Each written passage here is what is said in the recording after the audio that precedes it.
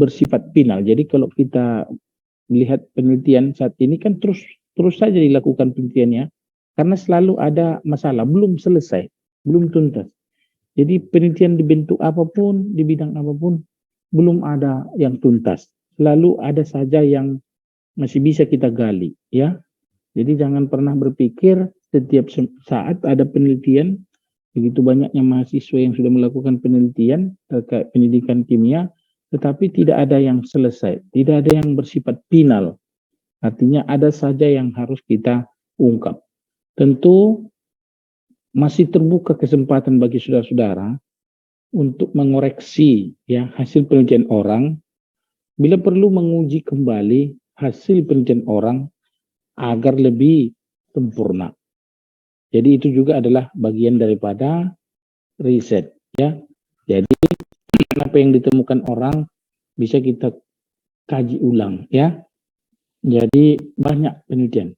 Nah, saudara-saudara, sumber bacaan yang mungkin ya kita baca, yang mau kita cantumkan nanti di landasan teori itu ada dua secara umum ya, yaitu sumber bacaan umum namanya dan bacaan khusus. Jadi ada dua yang mungkin bisa kita lihat. Bacaan umum ini biasanya kita membaca untuk menemukan teori atau konsep yang sifatnya umum ya. Jadi kalau teori yang sifatnya umum biasanya kita dapatkan dari textbook misalnya, dari ensiklopedia misalnya, dan macam-macam lagi ya. Nah ini biasanya sumber bacanya berupa bacaan umum ya. Kalau kita baca textbook, permasalahannya sekarang ketika kita mau membaca, jarang sekali kita membaca textbook ya. Textbook itu bagus dibaca ya. Yang kita baca buku-buku karangan tertentu yang bukan textbook ya. Jadi kalau mau kita mendapatkan teori-teori atau konsep yang sifatnya masih umum, bacalah textbook, bacalah ensiklopedia ya. Inilah bacaan umum. Kemudian ada bacaan khusus. Nah, ini namanya khusus. Ini untuk menemukan hal-hal yang bersifat khusus. Ini biasanya kita temukan di bacaan khusus. Apa itu? Misalnya seperti artikel jurnal. Di artikel jurnal itu akan kita menemukan hal-hal yang bersifat khusus yang terkait dengan riset kita. Apalagi buletin. Nah, buletin juga bisa kita baca dan akan kita temukan hal-hal yang sifatnya khusus. Skripsi. Karena skripsi itu kita tahu biasanya dia spesifik, khusus dia ya, spesifik dia mengkaji apa. Sehingga skripsi yang kita baca itu pun haruslah terkait dengan apa yang atau apa ide atau topik yang sedang kita teliti ya. Jadi kalau Anda melakukan penelitian misalnya implementasi model, silakan baca skripsi yang terkait dengan implementasi model ya. Jangan membaca skripsi yang tidak terkait dengan sana, karena nanti tidak akan kita temukan hal-hal yang bersifat khusus. Kemudian jurnal, seperti jurnal tadi, artikel jurnal. Ketika Anda mau mencoba menggunakan model tertentu, maka bacalah artikel jurnal yang memuat hal-hal khusus seperti penggunaan model tertentu dalam penelitiannya yang dituliskan di dalam artikel jurnal itu. Ya. Nah, kemudian tesis bahkan itu semakin lebih sempurna nanti kalau kita yang notabene adalah S1, bisa kita juga membaca tesis dan disertasi. Itu akan semakin bagus karena disertasi akan semakin detail ya, semakin khusus dia, sehingga nanti semakin luas referensi kita untuk bacaan khusus ini ya. Jadi pertanyaannya sekarang, apakah Anda sudah baca textbook? Anda yang tahu, saya nggak tahu. Apakah Anda sudah pernah baca ensiklopedia? Saya nggak tahu ya. Nah, kalau Anda mau mendapatkan informasi terkait teori atau yang konsep sifatnya umum, harusnya Anda baca ini.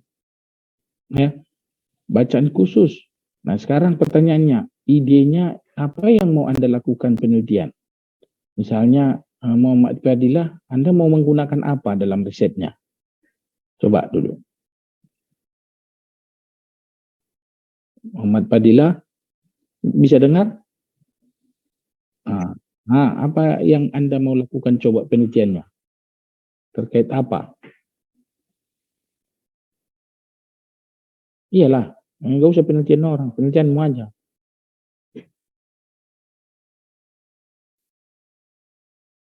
Oke, oke. Ya, oke. Pertanyaannya sekarang, Anda sudah pernah nggak baca artikel tentang penggunaan media animasi? Artikel jurnal? Sudah ya? Sudah berapa? Sudah berapa?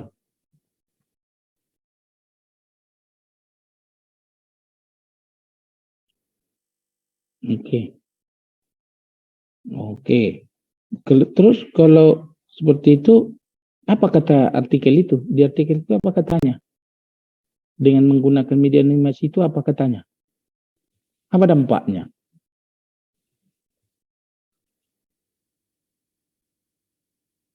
Ya, pada muaranya apa? Kalau begitu jadinya muaranya gimana? Ketika dia tidak bosan, apa muaranya? Yang Anda baca situ. Hanya itu aja dibilang, tidak bosan gitu. Tapi kalau ujian tetap nol sama aja kan? Nah, muaranya apa? Muaranya apakah dia hasil belajarnya semakin bagus? Kalau nggak semakin bagus, walaupun dia tidak jadi nggak bosan, nggak ada guna kan? Nah, gitu maksudnya ya. Jadi kalau Anda masih membaca dua artikel itu sangat minim sekali. Sangat minim sekali, belum bisa. Karena ada aturan juga di pedoman penulisan skripsi, apakah Anda sudah membaca ada persyaratan minimal referensi itu nanti sekian artikel internasional. Sudah pernah baca di pedoman penulisan skripsi? Nggak pernah baca atau memang belum punya pedoman ini? Belum punya, Pak. Ya, dicari dong, diminta sama Pak Jai. Diminta sama Pak Jai. Pak Jai ada punya filenya itu. Jangan saya yang mencari ya. Nah, kalian yang minta sama Pak Jai. Sepanjang belum dicetak minta sama Pak Jai. Kalau udah cetak mana biar kami beli gitu. Ya. Nah, oke. Nanti ada di situ aturan harus sekian persen dari jumlah referensi itu adalah artikel internasional. Sekian persen artikel nasional. Sekian persen buku. Nah, gitu, ya. Atau apakah itu textbook, apakah itu buku gitu ya. Nah, jadi kalau hanya dua masih Anda baca itu sangat minim sekali. Banyak sekali yang sudah melakukan penelitian menggunakan animasi. Ya, tetapi dilihat juga tahunnya. Jangan pula Anda belum lahir sudah ada artikel itu. Sangat terbatas sekali itu ya. Oke, udah ada yang terbaru. Nah, oke. Jadi udah tahu sekarang bacaan umum, bacaan khusus ada apa yang kita dapatkan dari bacaan umum, apa yang kita dapatkan dari bacaan khusus ya. Oke, sekarang contoh misalnya. Contoh, seseorang ingin meneliti cara pemasaran perguruan tinggi swasta misalnya. Bacaan umumnya ketika kita baca textbook, maka di textbook itu kita akan mempelajari cara pemasaran secara umum. Itulah nanti. Jadi kalau kita lihat di textbook itu, artinya kalau kita mau menuliskan ini di dalam bab 2, ya baca textbooknya agar bisa nanti kita uraikan cara-cara pemasaran secara umum itu bisa ini karena ini contohnya di dalam draft proposal kita itu dari mana sumbernya dari textbook ya. Kemudian bacaan khusus ya, kalau kita baca khusus tentu adalah yang kita baca hasil penelitian yang berhubungan dengan pemasaran ya perguruan tinggi swasta boleh berupa skripsi. Nah tadi makanya saya tanya artikel udah berapa dibaca, jurnal sudah berapa dibaca. Inilah contoh ya, inilah contoh hasil penelitian yang berhubungan dengan pemasaran, hasil penelitian yang berhubungan dengan media animasi. Apa katanya? Kalau artikel itu mengatakan bahwa dengan menerapkan media animasi ini memang minat belajar siswa apa namanya itu ya yang membosankan jadi menarik, tetapi hasil belajarnya tetap rendah, nggak betul juga ya. Gitu ya, karena setiap kita punya argumen di dalam teori di bab 2 harus didukung oleh sumber pustaka, Apakah itu textbook, apakah itu skripsi, tesis, artikel, ya. Tetapi kalau skripsi jangan sampai skripsinya yang Anda ambil referensinya tidak terkait. Sama itu artinya memasukkan yang tidak masuk akal gitu, ya. Inilah contoh dia, ya. Nah, sekarang kita lihat lagi. Pemilihan sumber bacaan atau teori, ya, yang akan kita masukkan ke dalam bab 2 itu adalah ada 3 kriteria yang perlu kita perhatikan, ya. Yang pertama adalah kemutakhiran resensi, artinya bahwa bacaan itu sumbernya itu atau referensinya itu semakin mutakhir teori dan hasil penelitiannya yang digunakan. Nah, jadi semakin baru sumber yang diperoleh, semakin mutakhir teori dan hasil penelitian yang digunakan. Artinya harus dilihat bahwa artikel yang dibaca itu adalah terkini, gitu. Itu yang saya katakan tadi. Jangan baca, jangan cantumkan sebagai referensi artikel yang mungkin Indonesia belum merdeka sudah ada artikel itu, udah terbit, gitu ya. Mungkin dia tahun 44 udah terbit, Indonesia aja merdeka tahun 45. Artinya artikel itu adalah 76 tahun lalu, misalnya. 78 tahun lalu. Kan kurang masuk akal itu, ya. Itu namanya tidak mutakhir. Artinya apa? Informasi yang kita dapatkan itu atau teori yang kita lihat di situ atau hasil penelitian itu jadi tidak mutakhir. Jadi harus ini pertimbangan. Makanya kalau Anda buka nanti di buku pedoman itu ada aturan yang mengikat bahwa referensi yang digunakan itu 10 tahun atau mungkin 5 tahun terakhir atau 10 tahun terakhir. Hitunglah dari sekarang 2022. Kalau 10 tahun terakhir ini berarti tahun berapa paling tua? 2012, Pak. 2012 artikelnya.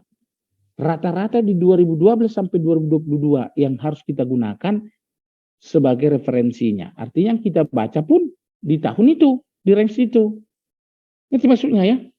Kenapa itu? Supaya kalau kita pakai yang terbaru bahkan di 2022 ibaratnya itu masih hangat dia, masih panas, pasti itu semakin lebih bagus. Ya. Jadi jangan menggunakan referensi yang jadul dan jangan pernah menggunakan referensi yang didominasi buku. Itu tidak baik, nilainya kecil. Ya. Yang paling bagus itu adalah menggunakan referensi artikel jurnal, ya, artikel jurnal yang terkini atau mutakhir. Bisa paham sekarang? Bisa paham? Iya, Pak. Bisa, Pak. Saya tanya, Fadila yang baca 2 itu tadi artikelnya tahun berapa?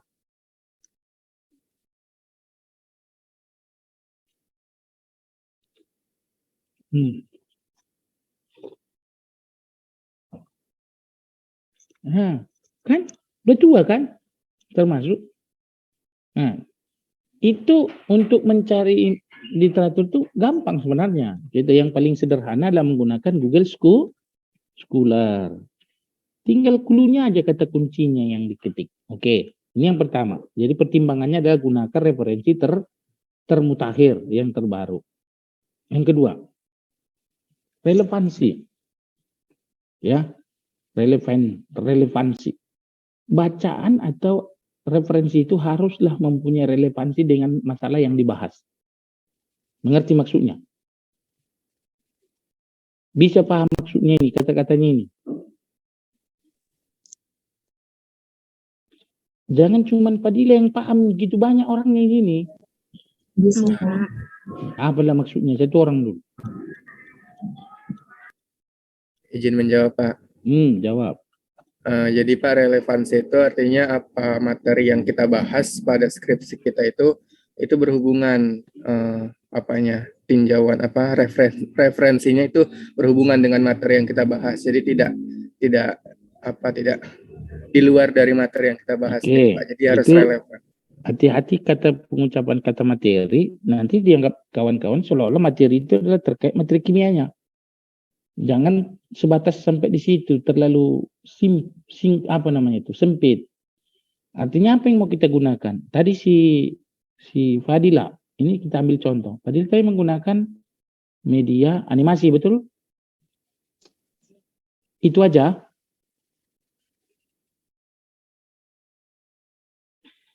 Oke, maksud saya yang medianya, yang variabel bebasnya hanya itu saja, itu maksud saya. Oke, berarti X-nya 1 nih. Ingat paradigma kan? Nah, X-nya 1. Y-nya berapa? Y-nya apa itu?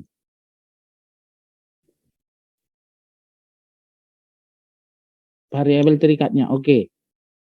Berapa Y-nya yang mau diukur? Yang rencanamu itu loh. Saya nggak usah bicara ini. Satu juga. Satu-satu. Ah, sangat sederhana kali ya. Sangat sederhana. Oke. Oke lah dulu. Mana tahu itu nanti tergantung pembimbing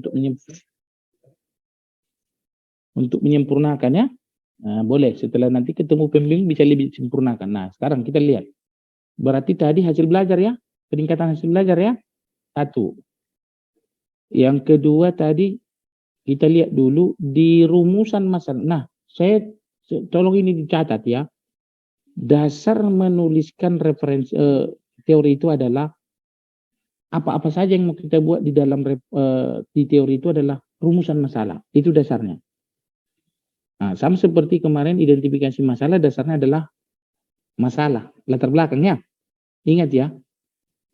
Nah, sekarang gini. Kira-kira apalah rumusan masalah yang kamu buat? Sebutkan dulu satu contoh, Fadila, yang sudah kamu rencanakan.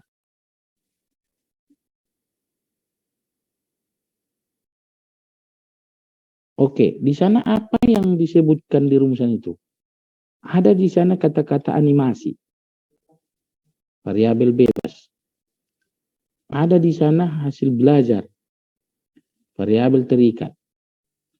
Berarti di dalam teori harus kita kupas, kita baca teori yang terkait dengan animasi, lalu hasil belajar. Jadi yang mau kita tuliskan di teori itu adalah dasarnya dari apa yang kita sebut tertulis di dalam rumusan masalah. Variabel apa yang muncul di rumusan masalah, itulah yang mau kita tuliskan di teori. Nah, berarti kalau kata relevansi yang di sini tadi, bacaan yang Fadila baca baik skripsi harus terkait dengan penggunaan atau penerapan media animasi. Ya, boleh dilihatnya Fadila, boleh dilihatnya hasil belajar, boleh juga dilihatnya selain hasil belajar. Yang penting dia menggunakan media animasi. Sehingga cerita atau penelitian yang terkait media animasi muncul di skripsi itu, maka relevan. Artikel pun yang dibaca adalah yang si penulis itu adalah menggunakan atau menerapkan media animasi. Dan yang dilihat hasil belajar boleh. Kemudian apalagi yang lain mungkin. Mungkin dia aktivitas belajar atau mungkin dia pokoknya yang 3 lah. Kognitif, psikomotor, afektif misalnya. Boleh 3-3. Sebagai dampak dari apa tadi? Media animasi. Pak. Jadi bacaan itu pun baik buku textbook, baik ensiklopedi, baik skripsi, baik tesis, baik jurnal, baik artikel jurnal, baik buku biasa, harus yang memuat cerita itu. Kan buku banyak, tetapi bukunya ada nggak cerita tentang animasi, media animasi? Ada nggak cerita tentang media? Lalu ada nggak cerita tentang media animasi? Kalau tidak ada di buku itu, kalau nggak ada di artikel itu mereka gunakan, maka itu dikatakan tidak relevan. Ya, nah, saudara kita lihat, bacaan perlu dicari sebanyak mungkin. Ingat ya Fadil, berarti ya kamu harus mencari sebanyak mungkin ya. Tujuannya apa? Agar Fadil bisa membandingkan yang satu dengan yang lain. Sehingga lihat ini. Ada mungkin artikel 5 nanti bisa Anda baca, Fadil, yang menggunakan media animasi. Contoh, ada 5 artikel yang menulis, 5 penulis, 5 peneliti yang menulis dalam masing-masing artikel, ada 5 Anda baca, semuanya menggunakan media animasi, lalu dilihat dengan hasil belajar. Pasti yang 5 artikel itu akan berbeda nanti dampak dari penerapan media animasinya. Contoh, mungkin angkanya nanti terhadap hasil peningkatan hasil belajarnya. Mungkin artikel ini mungkin misalnya dapat sekian persen atau sekian rata-ratanya. Tapi artikel yang ini lebih tinggi, mungkin artikel ini lebih rendah, mungkin artikel ini lebih tinggi. Nah, sehingga bisa kita ada perbandingan, ya. Yang lebih tinggi itulah yang mendasari kita akan kemungkinan berhasilnya penelitian ini. Karena ada beberapa artikel yang kita baca.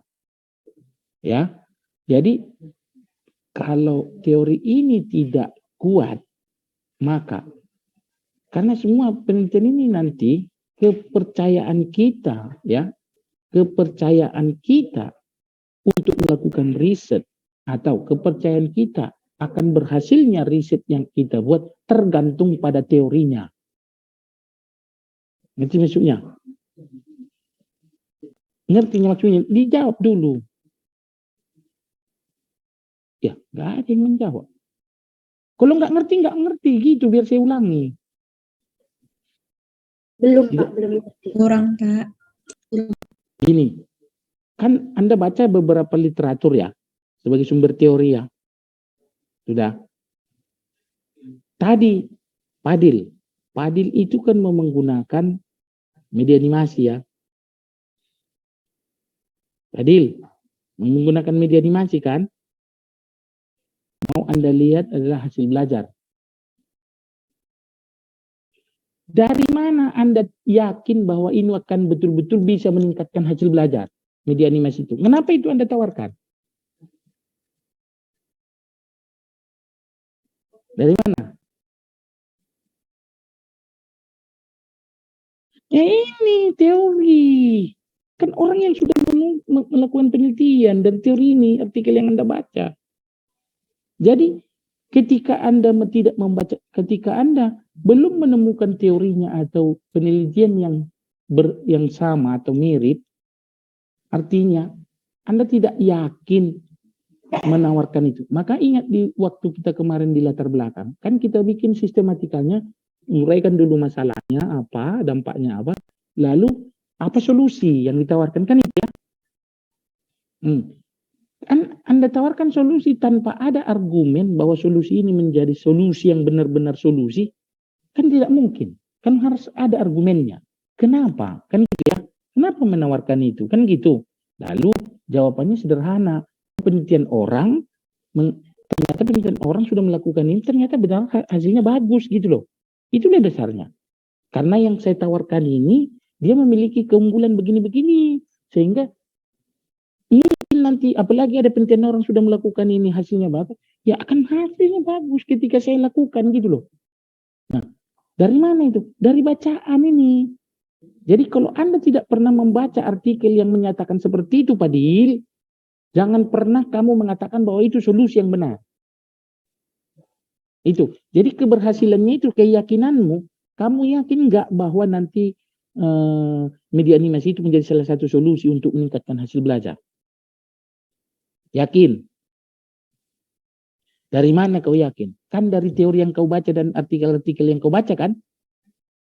Makanya kalau di teori ini Anda lemah, informasi di teori ini lemah, tidak akan ada keyakinan Anda akan itu berhasil, upaya atau solusi yang Anda tawarkan itu. Makanya tadi yang Bapak katakan itu, keyakinan kita akan berhasilnya riset atau studi riset kita ini adalah tergantung pada keberadaan teori dan literatur yang mendukung itu. Makanya baca sebanyak mungkin katanya. Kalau cuma satunya yang bilang itu tadi Padil, media animasi itu bisa meningkatkan, yang lainnya tidak. Ada 10 artikel Anda baca, satu artikel mengatakan dapat meningkatkan. 9 artikel mengatakan tidak dapat meningkatkan. Apa kesimpulanmu?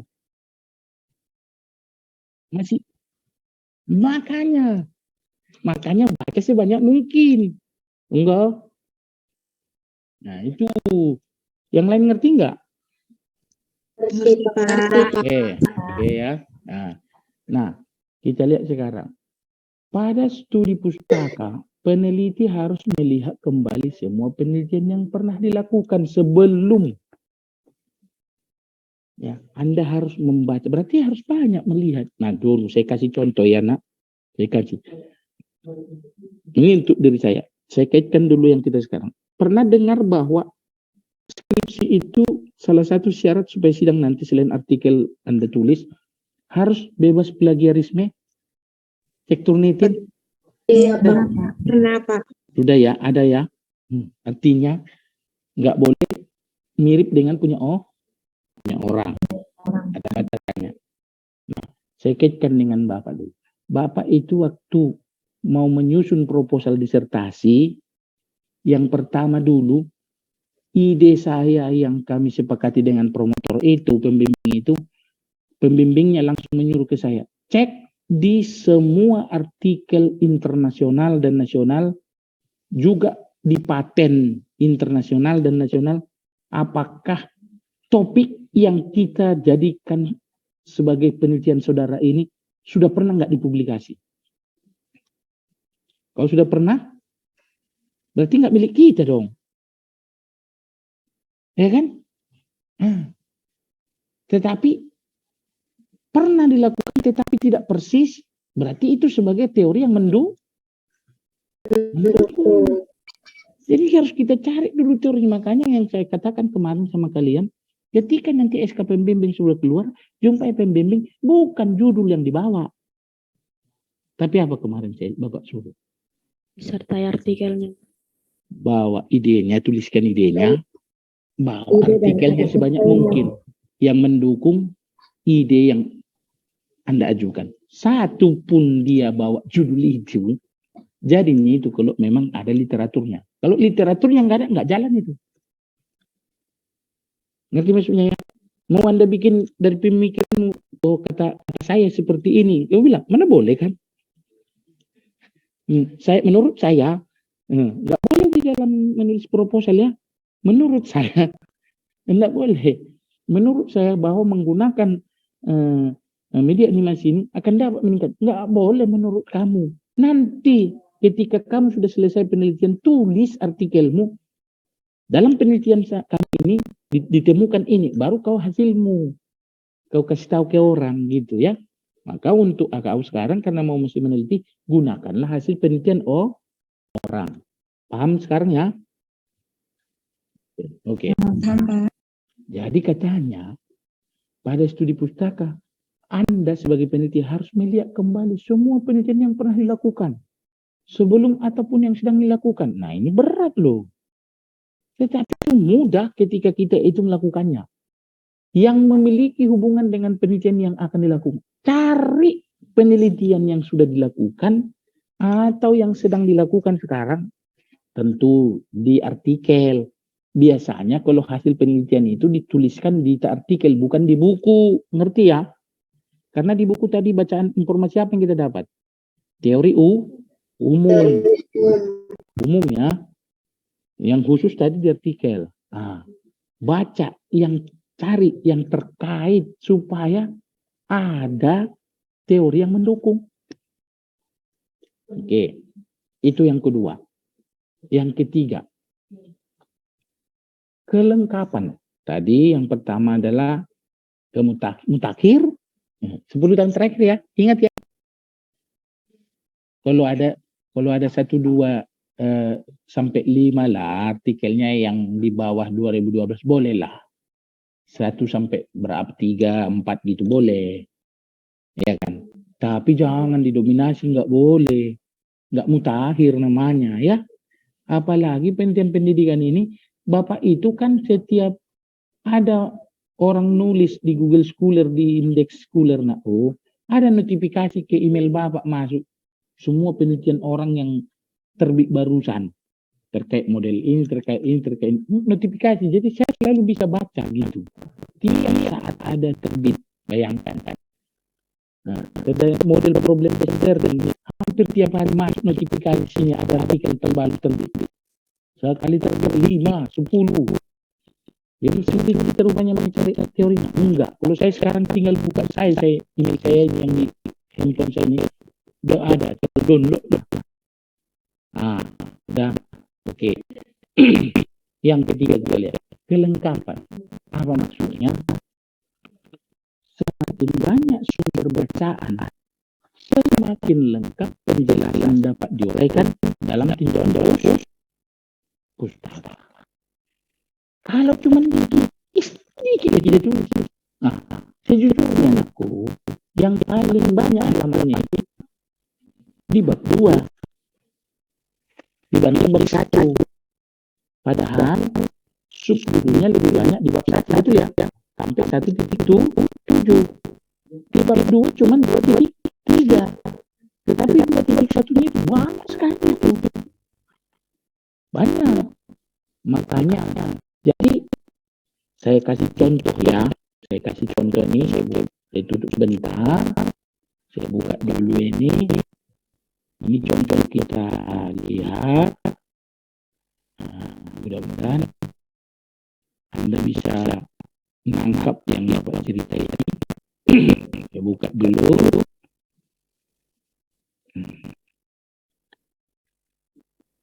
Jadi tidak ada alasan ya, tidak ada alasan atau tidak mengerti gitu ya kan. Nah, oke, sebentar setelah ini tidak ada. Oke, saya ambil dulu. Nah, ini. Oke.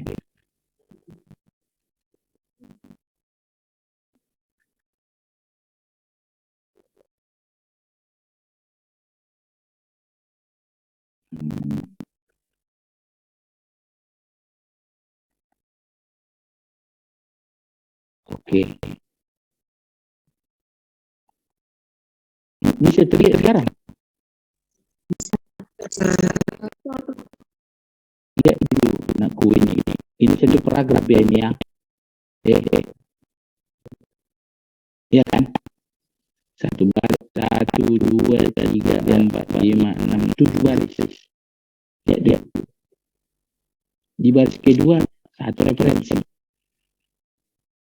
Di akhir titik ya kan? Di baris keempat ini 1, 2,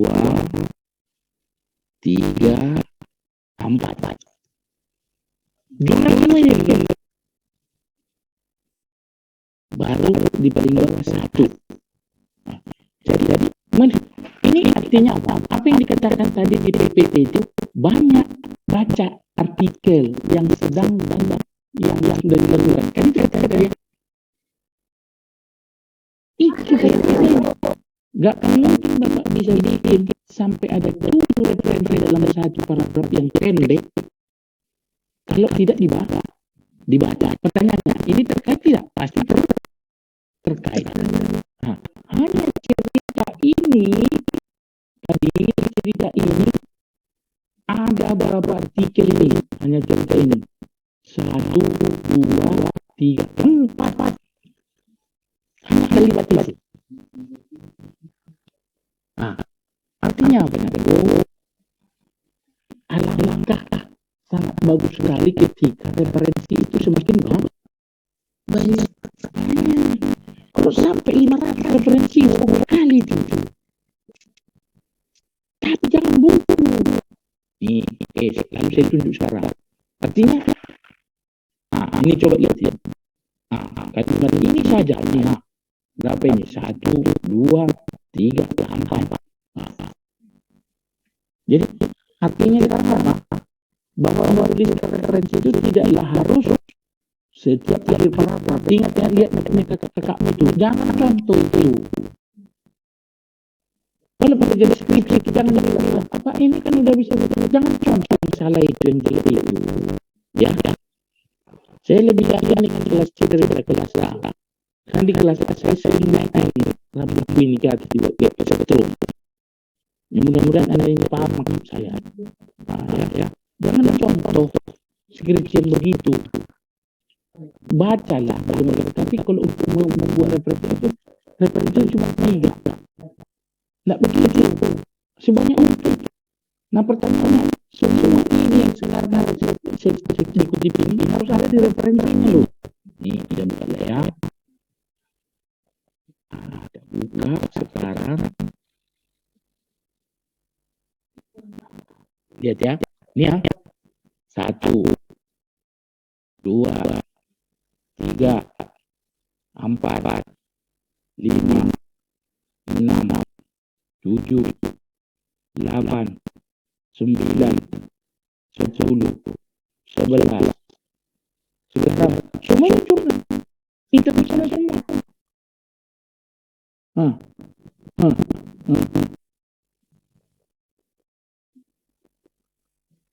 Berapa lama?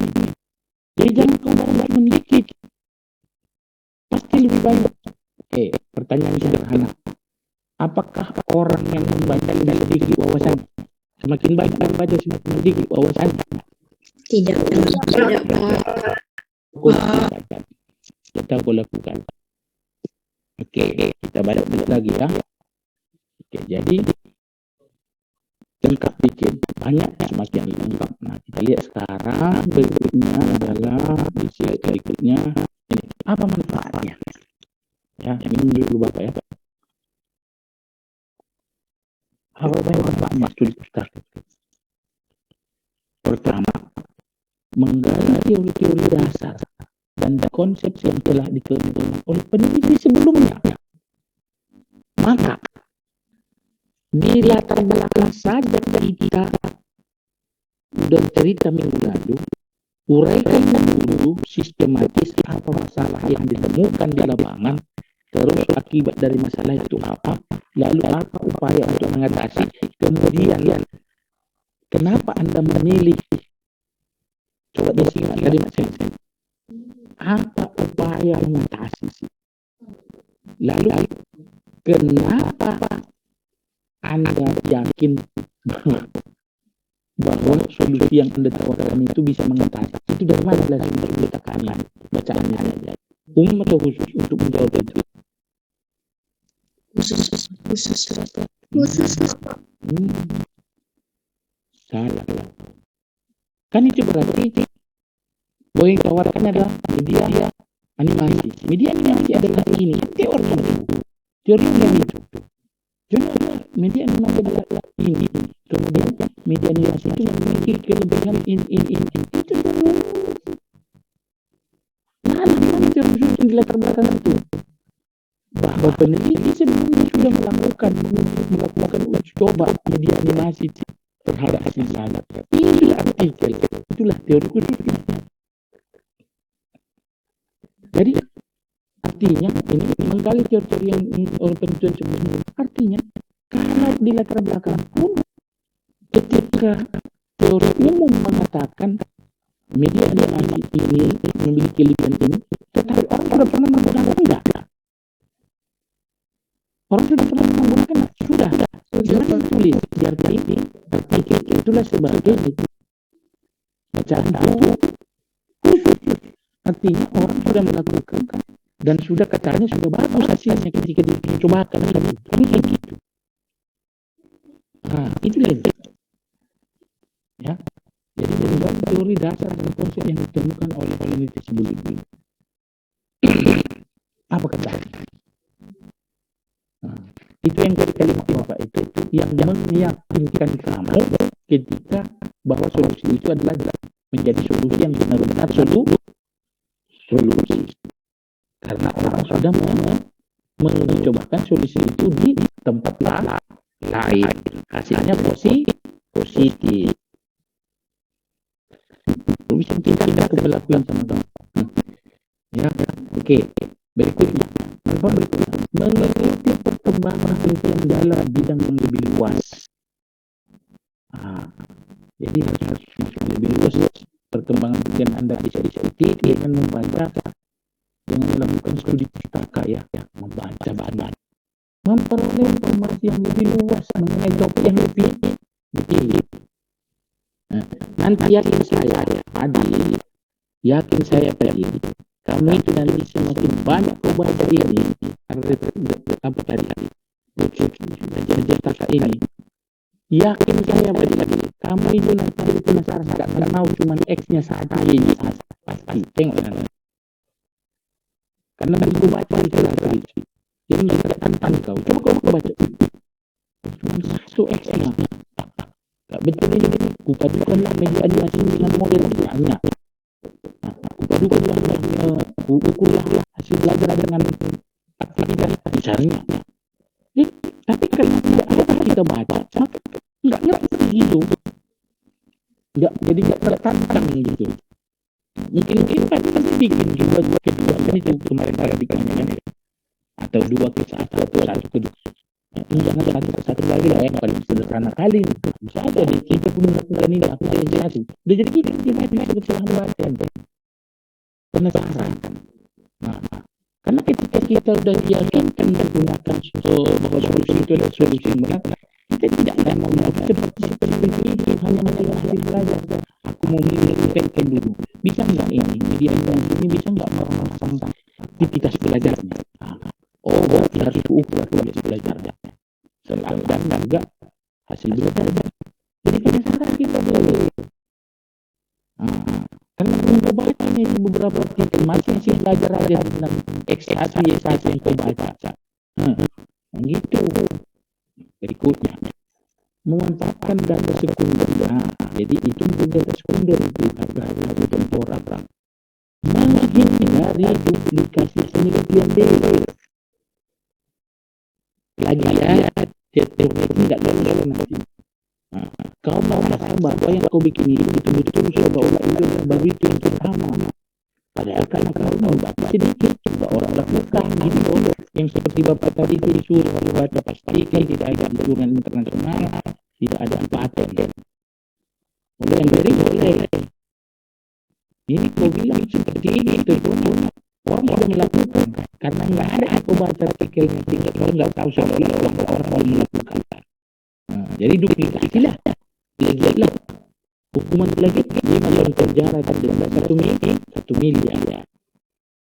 Itu kamu tahu profesor dicabut profesornya karena plagiat mahasiswanya, dipecat dari PNB.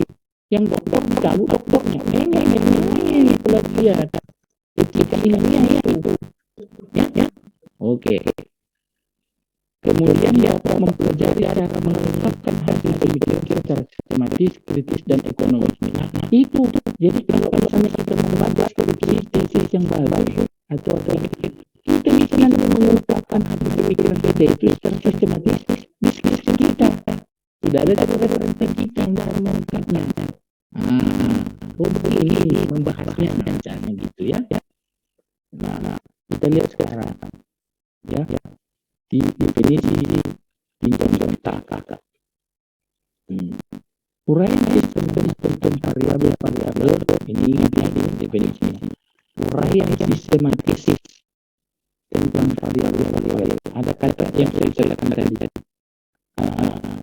Apa yang dituliskan di dalam kakak adalah dasarnya adalah apa yang Bapak bilang. Mesti dari yang tertulis dari rumusan masalah. Betul, ini yang uraian tentang variabel penelitian. Ini tidak tinjauan kakak. Jadi variabel ini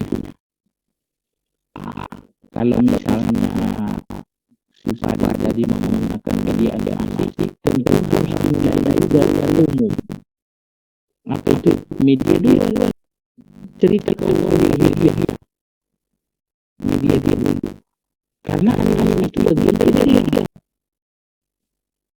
Mulai media dulu cerita. Dari mana kata definisi media tadi? Jadi boleh, tapi bisa lebih bagus tadi kan penelitian umum tadi. Bacaan umum berarti. Dari Facebook apa? Ya kalau ada ditulis seperti ini boleh.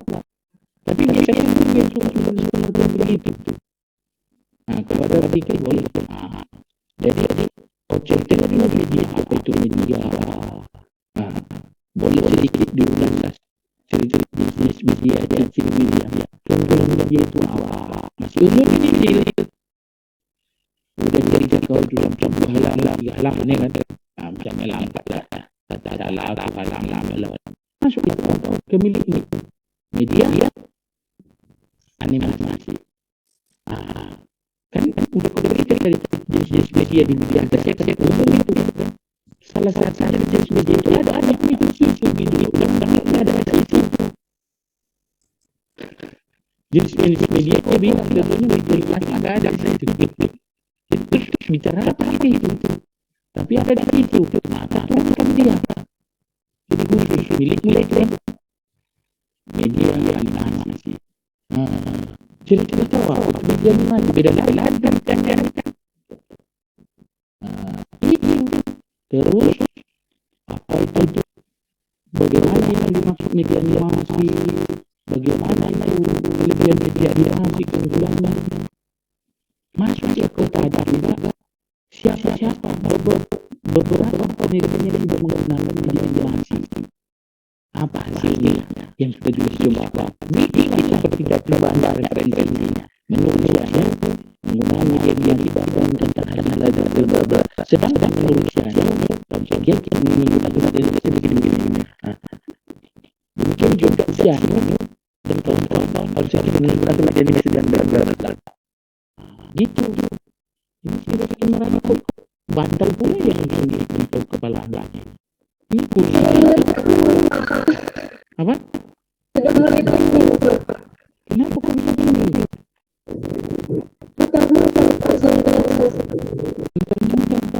Maksudnya nanya antar atau apa yang mereka? Itulah. Oke, ya. Nah sekarang, ya jadi uraian semacam apa yang dijelaskan dari berbagai teori, konsep, boleh tentang pakar, penulis buku dan hasil penelitian yang relevan. Jadi diuraikanlah itu dijelaskan tentang variabel-variabel itu dari mana katanya. Boleh pendapat pakar ceritakanlah sebagai referensi. Menceritakan variabel itu menurut ahli. Menurut buku boleh. Menurut hasil penelitian berarti apa? Artikel. Saran saya harus didominasi artikel. Bikin dulu nanti satu paragraf 10 baris, tetapi artikelnya 20. Oh, ini baru baca. Referensinya di satu paragraf itu 20. Bagus sekali itu Del. Ya, bagus sekali Del. Ya, jangan cuma satu Del. Nanti tunjukkan sama kalian contoh artikel jurnal yang salah. Gimana salahnya itu, Pak? Tak ada di citasi tapi ada referensinya. Itu salah pula. Yang tadi Bapak contohkan, yang tadi tunjukkan tadi contoh itu apa namanya itu yang di dalam kurung-kurung itu? Citasi ya, kutipannya. Kalau kalian bilang apa? Caki ya. Kutipan itu citasi ya. Baru dari situ semua nanti akan muncullah daftar referensi. Oke. Berikutnya. Suatu catatan telah review lengkap penelitian baik yang diterbitkan maupun tidak diterbitkan dari sumber data sumber mengenai masalah yang teliti. Itulah definisinya. Yang lebih penting yang satu ini pengertiannya, prosesnya. Yang pertama, survei pustaka ada, mengumpulkan bahan ada, menulis ada. Ada 3 macam database untuk keperluan tinjauan pustaka. Yang pertama kita lihat data bibliografi. Biasanya data bibliografi ini hanya menyajikan nama penulis, judul, sumber publikasi, tahun, volume, dan jumlah halaman. Ya, ini misalnya di perpustakaan, tetapi tak terlihat isinya. Itulah data bibliografi. Yang kedua ada data abstrak. Hanya memuat ringkasan gambar isi artikel. Ini biasanya ini sistem online. Nah, ini yang nomor 3 ini yang lebih bagus. Data tulisan lengkap atau full text database. sebaiknya database yang nomor 3 yang Anda baca, yang Anda punya. Artinya artikel dalam teks lengkap. Kenapa? Isinya bisa kita ambil, menuliskan referensinya nomor 1 ini bisa kita tuliskan kalau lengkap. Kalau cuma abstrak, tak ada pula penulisnya, kita kutip dari abstrak itu, penulisnya nggak bisa dibuat di referensi, itu jadi masalah. Plagiat nanti namanya kan. Yang pahamnya kau sindia. Jangan kayak bebek apa putih nonggok aja begini tuh. Bebek basah. Oke. Nah sekarang manfaat tinjauan pustaka. Mengenal ruang lingkup penelitian itu satu. Dengan kita membaca tinjauan pustaka, membaca-baca, kita kenallah ruang lingkup penelitian kita. Kemudian kita dapat mengidentifikasi masalah penelitian kita. Ya, itu ingat kemarin di bab 1 ini kan, mengidentifikasi masalah penelitian. Ingat ya, 1.2 ya. Iya, Pak. Ya. Yang ketiga, sebagai dasar untuk menyusun kerangka kerja teoritis dan hipotesis. Karena nanti materi kita minggu depan adalah hipotesis. Yang khusus hipotesis, ya. Nah, jadi di 1.1 pun atau di bab 1 tidak bisa tanpa membaca tinjauan pustaka, tidak tanpa membaca literatur nggak boleh ya. Karena harus didukung juga pernyataan kita bahwa itu solusi itu bisa digunakan, benar-benar solusi karena orang sudah melakukan. Itu berarti kita baca. Nah sekarang kita lihat ini sedikit kerangka teori itu, yaitu sebagai jembatan antara masalah penelitian dan hipotesis. Itulah kerangka teori. Strategis posisinya ya. Dia jembatan antara masalah penelitian dan hipotesis. Ya. Yang kedua, membuat hipotesis harus membuat kerangka teori terlebih dahulu. Jadi nanti aku 1.2.3 itu hipotesis kan? Ingat 2.3 hipotesis enggak? Iya, Pak. Iya, Pak. Jadi aku yang ingat kalian yang sudah ditunjukkan. Itu tengok. Tidak ini tidak bisa kita menuliskan hipotesis tanpa membuat kerangka teori. Berarti ini adalah 2.1. Oke. Ya. Yang kedua, tadi jembatan antara masalah penelitian dan hipotesis. Hipotesis itu adalah jawaban sementara. Ya. Oke. Nah, ini kita lihat juga contoh kerangka teori misalnya yang perlu kita pahami di kerangka teori itu ada misalnya sainsnya, variabel-variabelnya, faktor-faktornya, hubungan variabel itu perlu kita baca, kita pahami. Ada lagi dari kerangka teori bisa kita tahu pendekatannya. Oh, yang mana? Deduktif kah, induktif kah, atau empiris, rasionalisme kah, atau empirisme. Kemudian perlu kita pahami asumsinya apa ya. Nah, semua ini muaranya adalah kerangka teori. Membaca ya teori. Ini yang ini dari sini muaranya. Nah, sekarang kita lihat contoh. Ini kerangka teori. Masalah penelitian, muncul masalah penelitian terkait dengan kerangka teori. Nah, dari kerangka teori muncullah hipotesis. Ada masalah penelitian, masalah penelitiannya kaji dengan kerangka teori. Lalu muncullah hipotesis. Kan setelah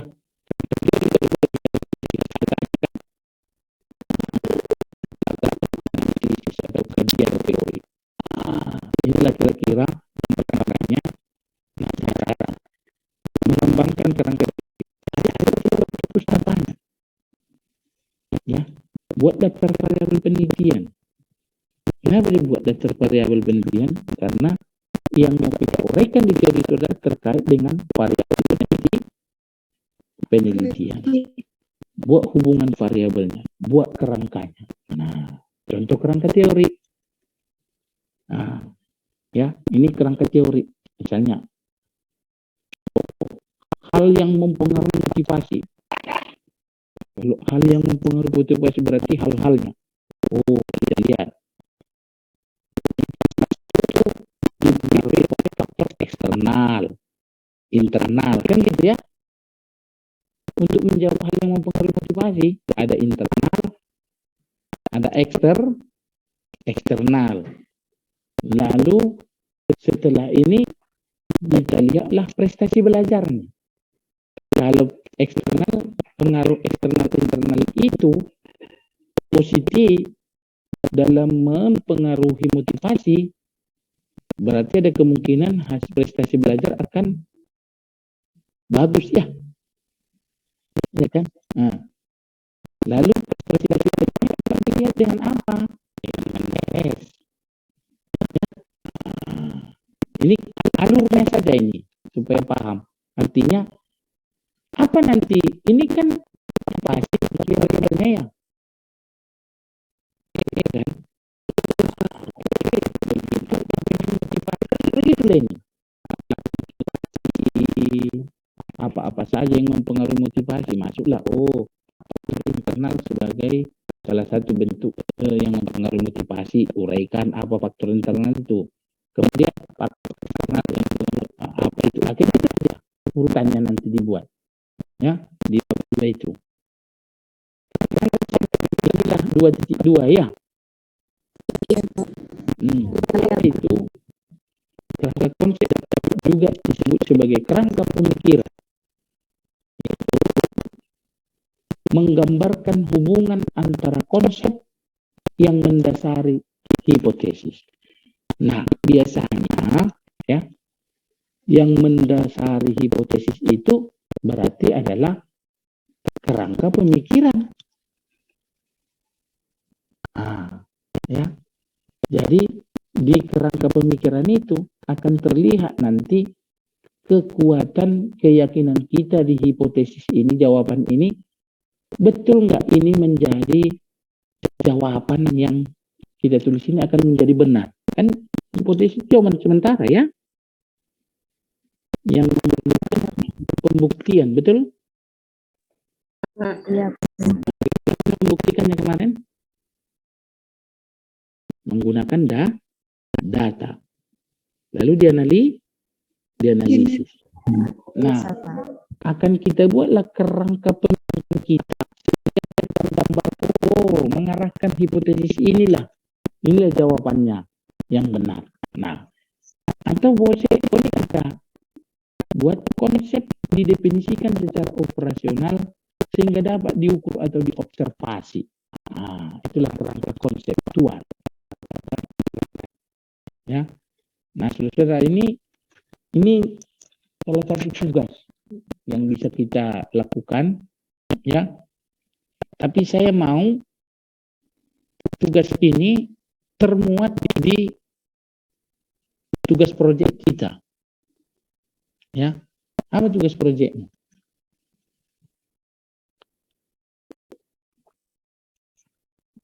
Itulah.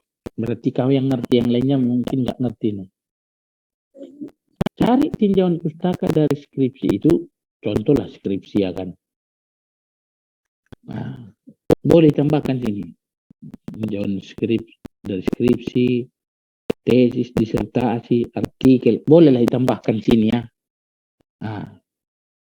Lalu cek terkait relevansi, kelengkapan dan kemutakhirannya. Ya, saya berarti nanti akan lihat referensinya itu adalah terkait tidak yang jawab 2 itu dengan topik yang akan dikaji. Relevan enggak? Itulah dia. Ya. Kemudian mutakhir tidak? Oh, berarti skripsinya yang dibaca yang tahun 1921 1980 udah lahir kau? Belum, Pak. Jadi nggak usah dipikirkan ini tugas ini, tetapi ini akan Bapak lihat sendiri nanti dari tugas proyeknya. Ngerti maksud saya ya? Artinya dipaksa dipercepat menyusun tugas proyek itu. Ngerti maksudnya kan? Oke, Pak. Oke. Jadi depan kita akan masuk ke materi hipotesis, ya. Ke materi hipotesis minggu depan.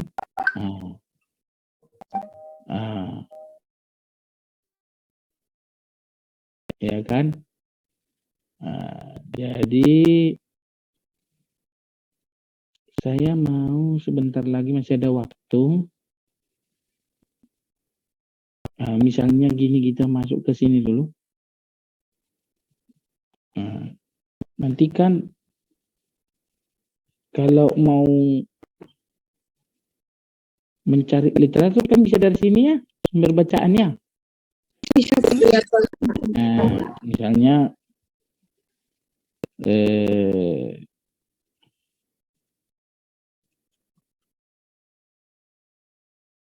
ya kan, misalnya nih, kalau kau bikin dia berbahasa Inggris kan muncul aja yang berbahasa Inggris ya.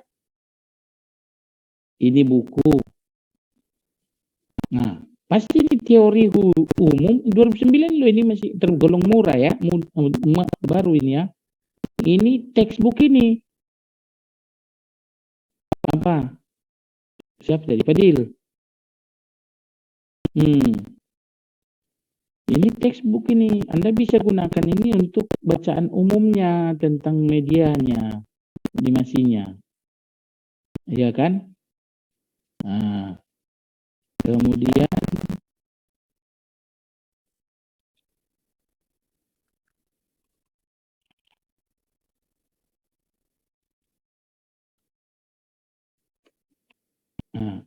kalau mau kita lihat yang implementasinya, kau ketik aja implementasi media animasi misalnya, ya kan?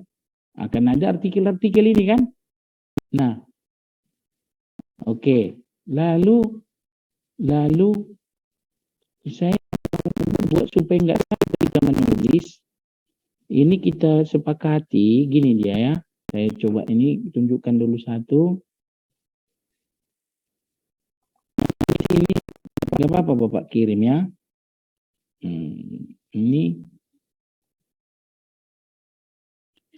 Ini misalnya ini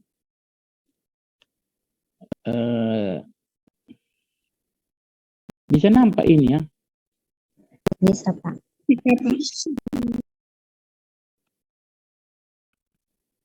Nih, supaya kita buat kita samakan rupa seksinya.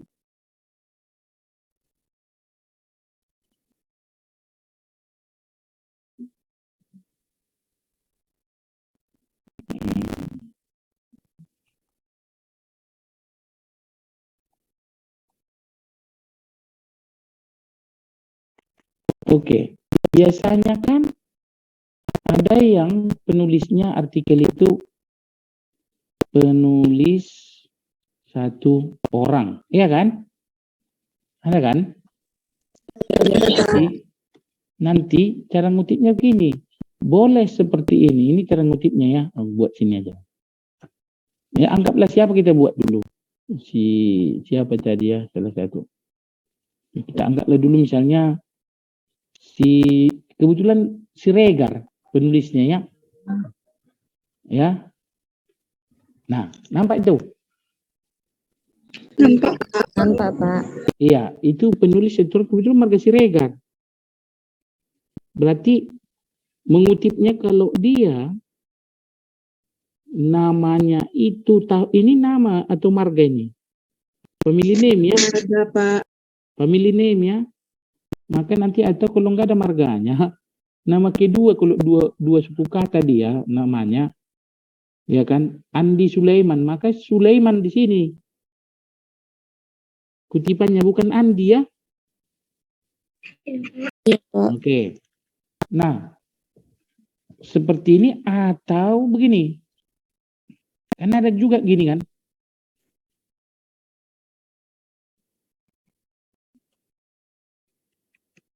Nah, udah. Boleh seperti ini. Bedanya adalah kalau dia family name dengan tahunnya di dalam kurung semua seperti ini. Pasti tidak ada. Biasanya ini nanti itu adalah kita kurungi di akhir-akhir kalimat atau di tengah, tapi kita kurungi semua. Tetapi kalau kita mulai dengan kata menurut si anu gitu ya, seperti ini cara ngutipnya. Ya. Ini saya tandai. Mana nih?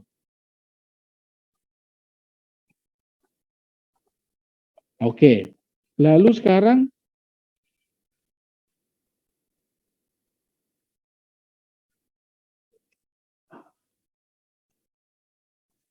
gitu ya.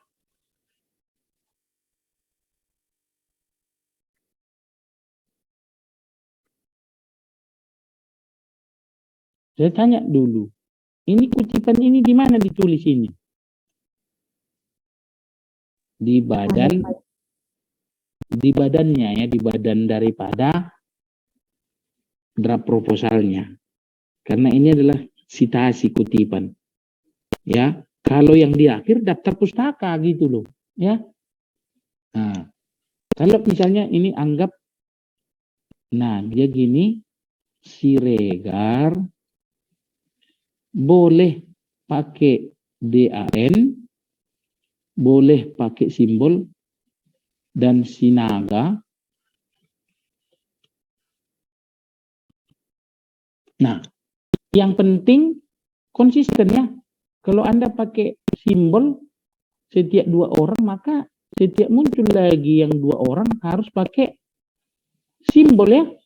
Kalau 2 orang ini nggak boleh beda-beda ya. Konsisten namanya ya. Atau bentar ya. Atau ini kan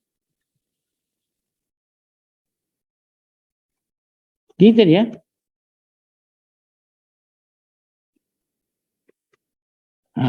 Ya. Atau boleh seperti ini. Oke.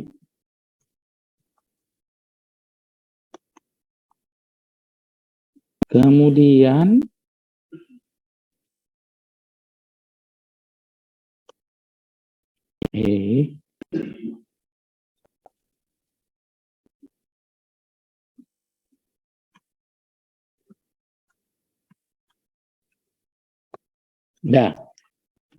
kan 3 orang atau lebih. Ya. 3 orang atau lebih. Berarti kalau 3 orang atau lebih, maka kita tulis tetap si penulis pertama dari family name-nya. Tadi kebetulan penulis pertamanya itu ada 10 orang, tapi Siregar tetap penulis pertamanya misalnya ya. Penulis pertamanya. Selalu ini ya, penulis pertamanya ini ya. Nah, ini kita buat begini.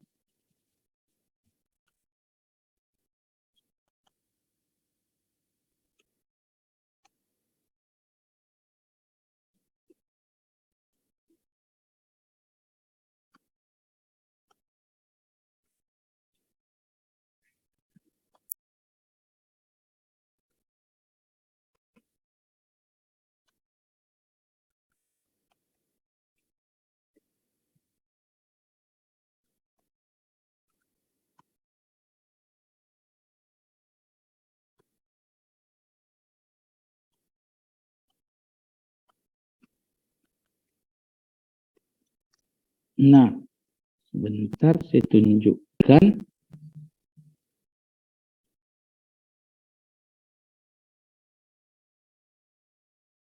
Oke.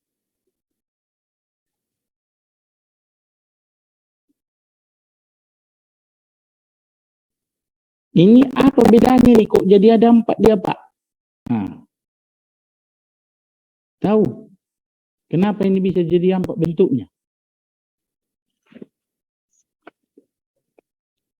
Bisa lihat perbandingannya. Nah, ini kan coba lihat.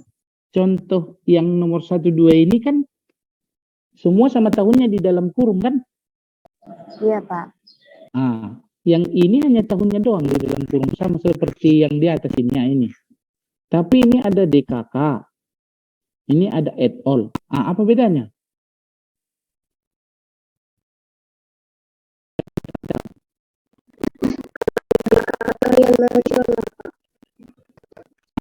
Kalau Anda baca artikel yang penulisnya 3 orang atau lebih berbahasa Indonesia, gunakanlah DKK dan kawan-kawan gitu ya.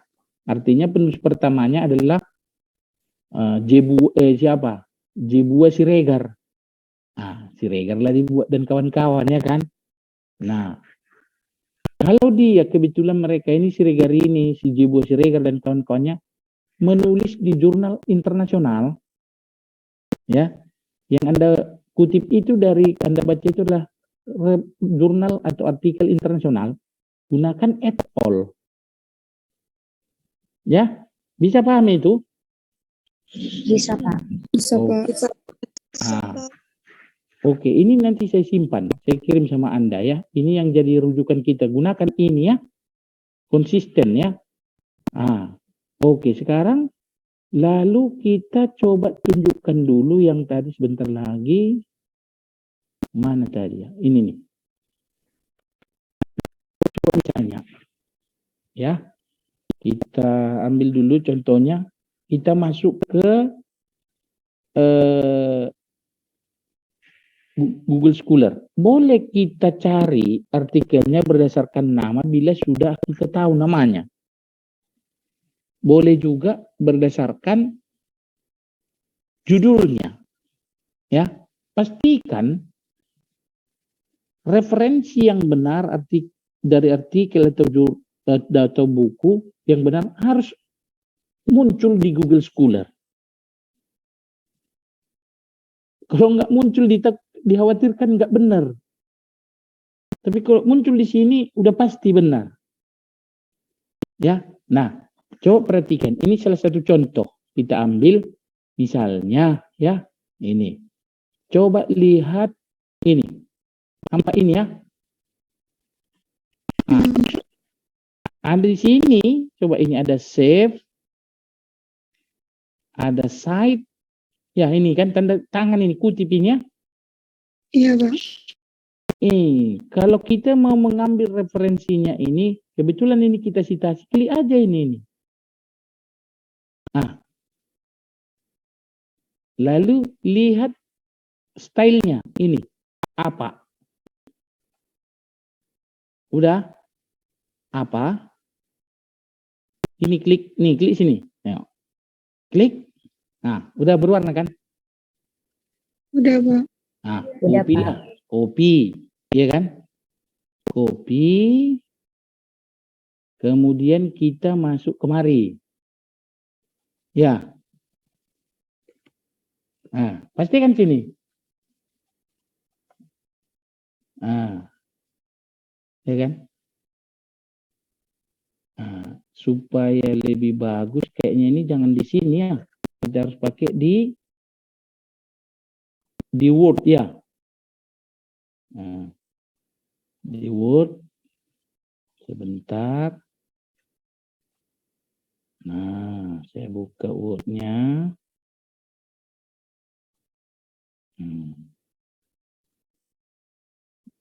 Ini coba pastikan tadi sini. Klik.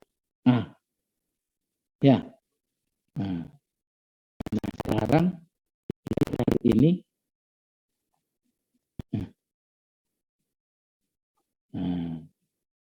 Udah jadi referensinya. Harus diketik-ketik.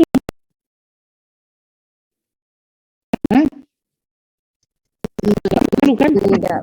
Iya, Pak. Tidak. Artinya kalau kamu mengetik satu waktumu habis, kemudian kemungkinan bisa salah kan? Berarti ini pertama siapa ini? Enharepa. Jadi upayakan referensi itu ada di Google Scholar. Ya, sehingga kita mudah, benar. Nah, oke, kita ambil satu lagi. Misalnya, masuk lagi kita ke sini. Nah, contoh misalnya kita ambil dulu apalah yang mana lagi ya? Kita ambil ya. Ini ada, kita sebentar saya ambil. Ini bisa kita pilih tahunnya di sini ya. Kalau nanti nama misalnya gini, tentukan mau tahun berapa, kan kita kan tadi mutakhir 2021, muncul ini semua 2021, 2022 terbaru ya kan. Nah, lihat ini kan, namanya Mawaddah. Nah, kita ambil ini di jurnal ini tahun 2022. Ini bimbingan Bapak ini S1, kan wajib menulis artikel kan. Nah, Iya, Pak. ini udah ampak nih ngutip nih. Nah, kita klik ini ya, ini. Nih, oke, ini 2 orang ya. Tek, apa? Yang apa ya diambil ya? Nah, masuk kita ke Word tadi ya. Nah, oke. Terus, cek. Nah, ya. Nah, kita atur dulu jaraknya supaya bagus. 12. Ya kan? Udah jadi kan? Ini luruskan. Nggak perlu lagi kita mengintip ulang capek-capek, ya kan? Iya, Pak. Iya, Pak. Ini yang 3 orang. Ini yang 2 orang. Inilah kalau referensi, ya kan? Oke. Satu lagi ya. Masuk kita sini. Ini satu lagi ini. JRC lain. Ini dia. Klik.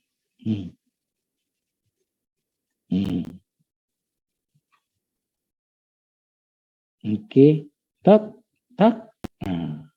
Atur naik tak. Sesuaikan huruf.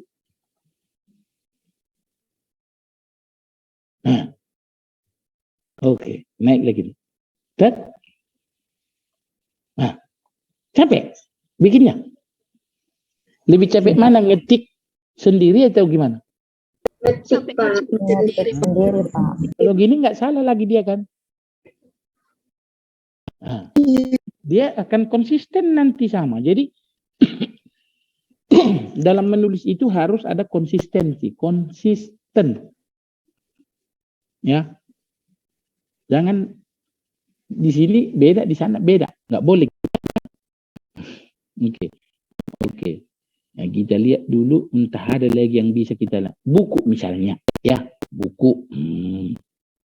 Buku. Nah, ya, buku. Nah, kita lihat dulu. Tahun 2000, misalnya kita ambil 2021. Ya, 2021. Mana tahu ada. Kan gitu, kita mau cek. Ini misalnya, ini. Ya. Klik.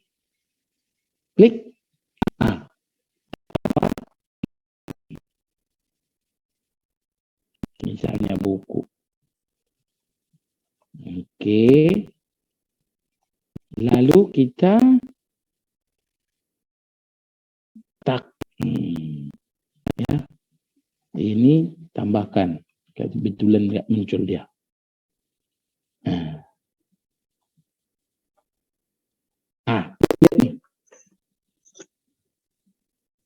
Jadi buku. Perhatikan kalau dia nanti referensinya kalau menggunakan buku, judul bukunya yang ditulis italik. Ya.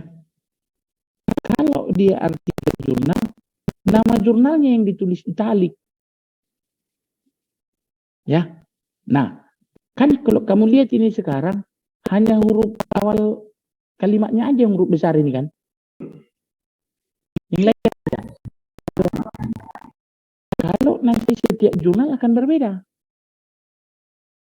Nah, maka contoh, kutunjukkan nih sama kalian yang berbeda supaya kalian paham juga.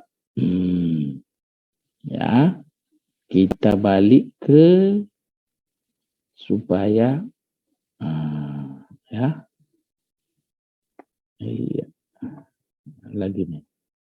Masih lihat sekarang kan? Nampak ya? Oke. Mana dia tadi ini?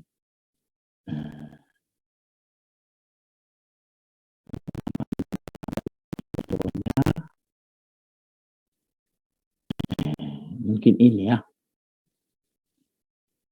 Ini.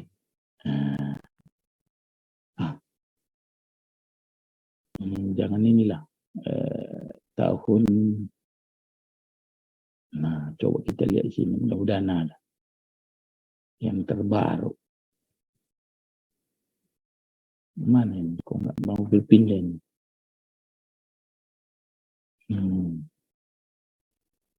Contoh kita ambil. Oh udah. Ini dia. Ada tadi aku tengok. Nah, ini.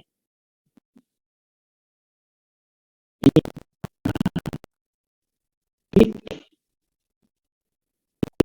Oke. Kita ambil. Nah, ini perhatikan tag tag ya ini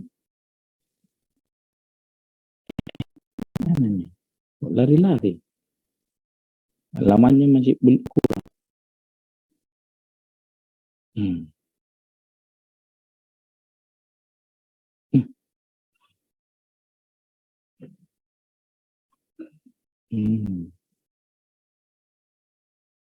Nah, misalnya ini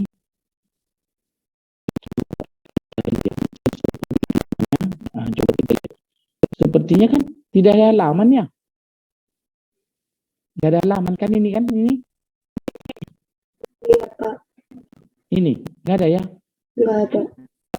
Nggak ada halaman. Kita kliklah ke sini.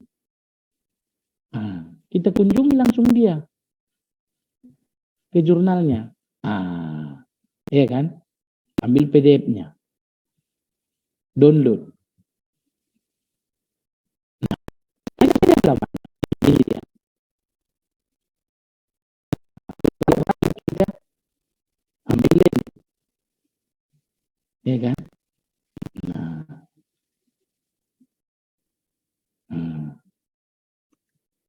Ini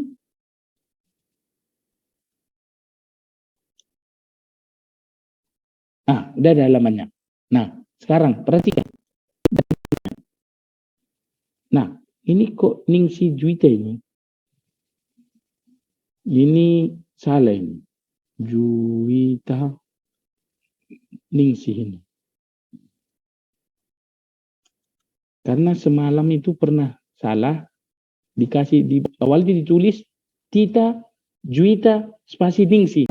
Tiga, padahal ibu itu Juwita Ningsi. Tita Juwita Ningsi gitu. Nah, lihat. Ini huruf ini kan? Iya kan? Iya, Pak. Kita mau pakai yang mana? Kan pertama kita buat di sini tadi huruf besar itu hanya awalan aja. Ya. Maka kita harus konsisten. Maka ketika kita mulai hanya huruf besar di awal ini saja, maka semua yang ada tiba seperti ini kita harus sesuaikan. Misalnya kita ini ubah, ya kan? Nah, ubah ini.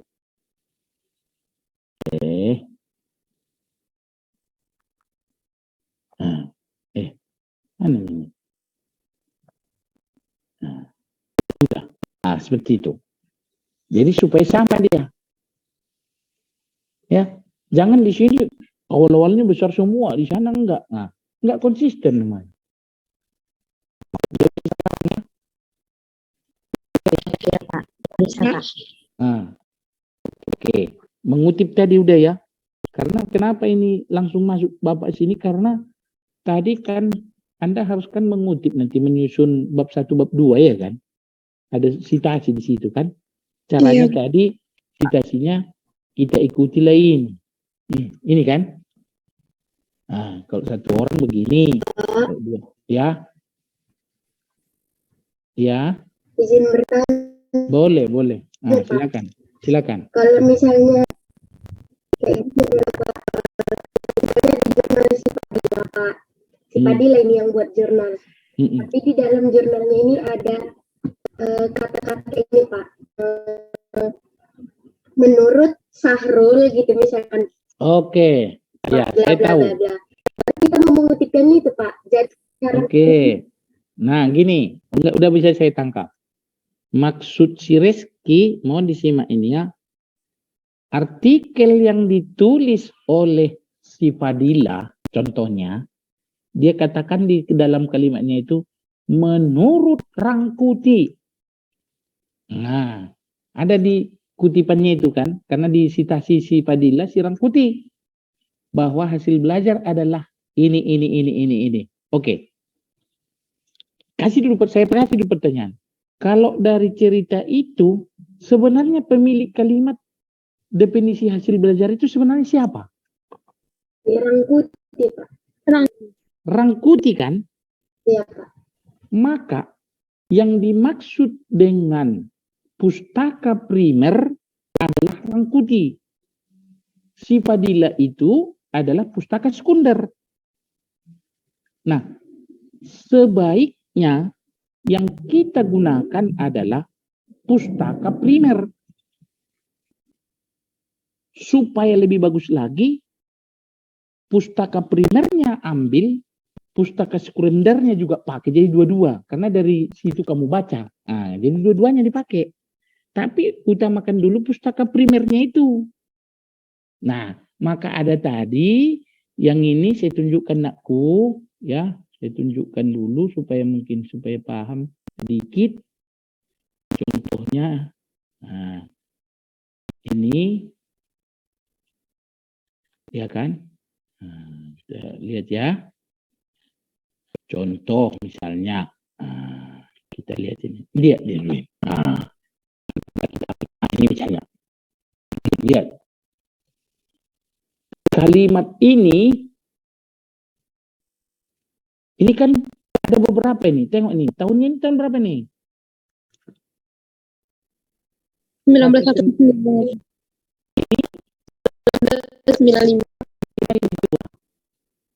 1989. Kan kita buat ke sini kan dia. Sebelah kiri. Karena duluan dia. Karena kebetulan si Choi ini, si Bella ini, si Choi ini ada di si Bella. Choi Bella ini ada di Sujima. Choi Bella Sujima ada di Man. Kan kita pakai semua jadinya. Siapa yang diterima di sini? Kita pakai juga artikel si Bella ada, pakai dia. Di Sujima ada pula, kita pakai dia. Jadi nanti kalau misalnya kalimat hasil belajar adalah bla bla bla bla bla, baru bikin langsung kutipannya. Yang pertama Rangkuti, yang kedua Padilla. Rangkuti itu adalah sebagai pustaka primer, Padilla itu sebagai pustaka sekunder. Lalu ada pertanyaan gini, kalau misalnya harus digunakan satu referensi, misal, yang mana yang harus kita buat sebagai referensi?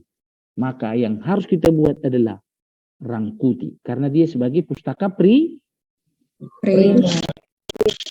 Tapi karena kita membacanya kalimat si Rangkuti itu ada di si Padilla, dan di daftar pustakanya si Padilla ada si Rangkuti, maka pakai primernya di sampingnya sekundernya. Jadi dua-dua dipakai sehingga semakin banyak referensinya.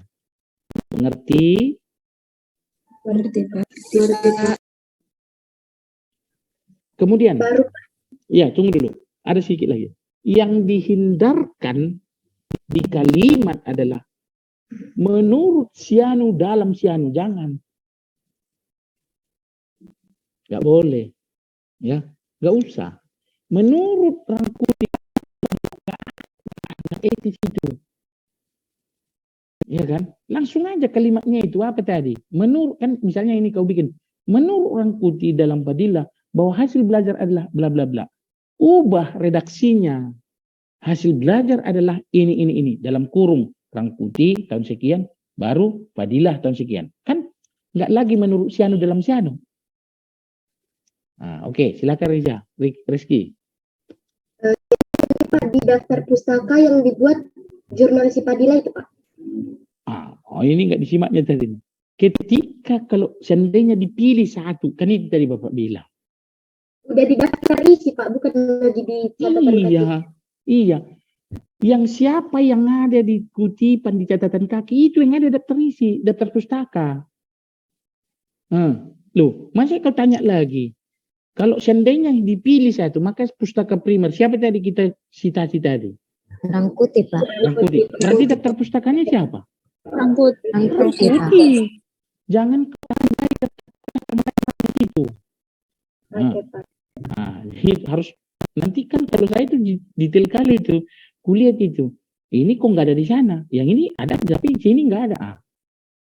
Harus, makanya semua yang disitasi harus ada di kutipan. Bisa saja kemungkinan citasi banyak kali, tapi kutipan tidak banyak. Karena apa? Berulang. Ya kan? Berulang dia.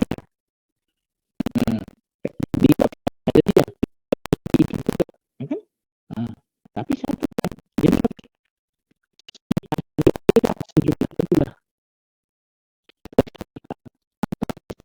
saya kebetulan kamu Rizky membaca artikel si Padilla di mana kalimat pengertian hasil belajar itu yang dikemukakan Rangkuti itu kau baca dari Padilla, gunakanlah dua-dua.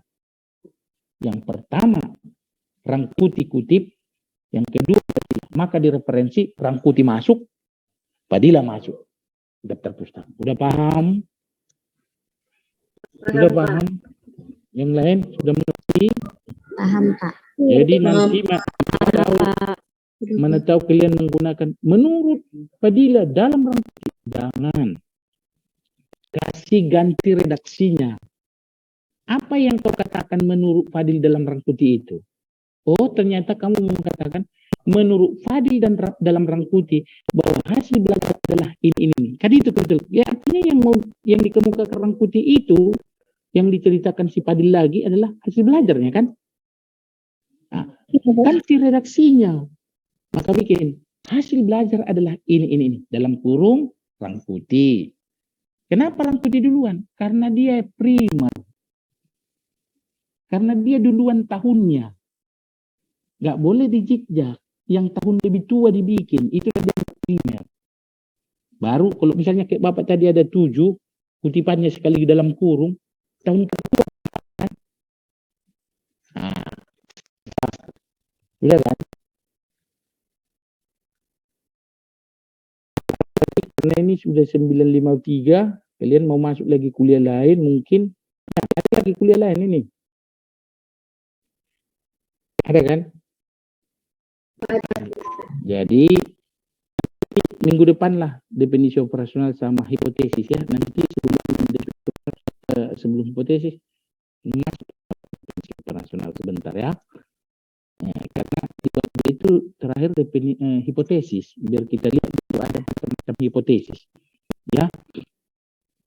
Kemudian yang kemarin itu aturlah supaya air kan. Dil, dengar ya kau Dil? Yang kemarin yang dari audit itu, kalau bisa agak segera gitu.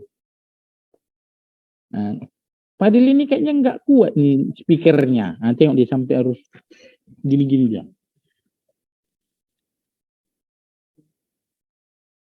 Oh iya, oke lah, baiklah, terima kasih. Kalau ada nanti yang misalnya hal-hal yang perlu ditanyakan terkait materi ini, boleh ya di grup ya. Iya Pak. Jangan Iya, sungkan. Pak. Oke. Lebih bagus kau tanya bolak-balik situ daripada salah kau nanti. Supaya maksud Bapak di sini, Fadil nanti kalau kau baca teorinya, jangan cuma X-nya satu bikin Fadil. Supaya betul-betul ini bisa kau lanjut. Mana tahu kau pilih saya jadi pembimbing Fadil. Nah, biar tinggal kasih Bapak. Kan itu.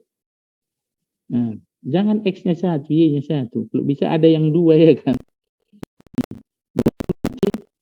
Entah Y-nya dua lah. Misalnya, Dil, atau X-nya dua. Nanti kau pilih Bapak. Terus kuasai lah. Langsunglah kau seminar proposal. Apalagi pusing kau. Udah Dil. Nah, serius lah bikin Dil. Kau pilih lah Bapak nanti. Supaya langsung ke kita eksekusi. Ya kan Dil? Gitu, biar ketemu kita yang gendut-gendut ya kan. Oke lah, demikianlah dulu materi ini nanti saya kirim ya juga ya. Oke, selamat pagi ya. Pagi Pak. Iya. Pagi, Pak.